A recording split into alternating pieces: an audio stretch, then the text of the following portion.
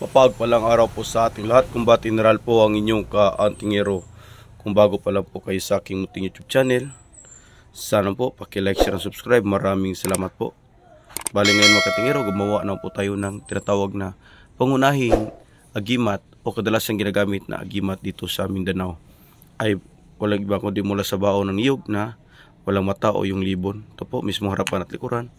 At ito naman tatlo ay yung parte o katawan ng baon ng libon. Abangan nyo po, tingnan nyo po mga katingero kung paano ko yan ikanasa. Okay mga katingero, ano po mga katingero ating ikakasa, yung tinatawag natin dito sa Mindanao na pangunahing agimat na gamit ng mga taga Mindanao. Yung gawa mismo sa baon ng niyog na walang mata. Ito po, walang mata, harapan at likuran. Yan po, tapos parte ng baon ng niyog. Ito ilalagay natin pure mga mutya at bertudis galing kalikasan. Yan po ating mga mutya. Yan po at mga bertudis galing kalikasan. Yan po mga kantingero ang ating ilalagay dito sa bao.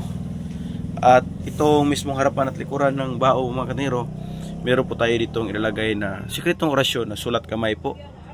Ang paggawa natin ng orasyon o yung formula ay sulat kamay. Tapos ito po ang mismong harapan ng bao, harapan at likuran.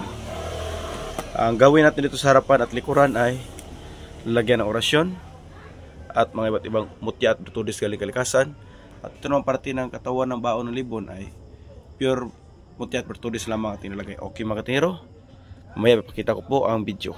At yan na po mga katingero, nailagay na po natin yung mga orasyon na ating sulat kamay dito sa loob ng bao. At mamaya mga katingero, ito ng mga mutya at bertudis galing kalikasan ng ating ilagay dyan para tinatawag pa rin nating spiritual at material na pagkasa, makalumang uri na pagkasa ng agimat o ranting-anting dito sa Mindanao. At yan na po mga kaantingero, punong-puno na po yan ng mga mutya at bertudis galing kalikasan. Ang silalim niyan ay yung orasyon at dito naman sa ibabaw ay ang mga mutya at bertudis galing kalikasan. Iba't ibang uri po yan ng mga mutya at bertudis galing kalikasan mga kantingero. Okay mga kantingero, at yan lang po ipaglapat niyan. At okay na yan mga kaantingero. May ritual na nagagawin yan para maging may buhay na siya para magdidipinsa sa taong matatangan nito. Ito naman mga kantingero ang tinatawag namin dito sa Mindanao na agimat o ranting-anting na pwede sa lahat. Ito kadalasan namin pinapasuot sa mga anak namin. Maging sa mga binatilyo at dalagita at yung mga babae na gustong magkaroon ng dipinsa. May dipinsa na kasi ito sa makulam, usog, barang, tigalpo, latay o lason at maging sa mga elemento. Pagkat ito binubuo ng mga mutya at bertudis galing kalikasan mga katingero, ito ay tinatawag namin anting-anting na pwede sa lahat o agimat na pwede sa lahat.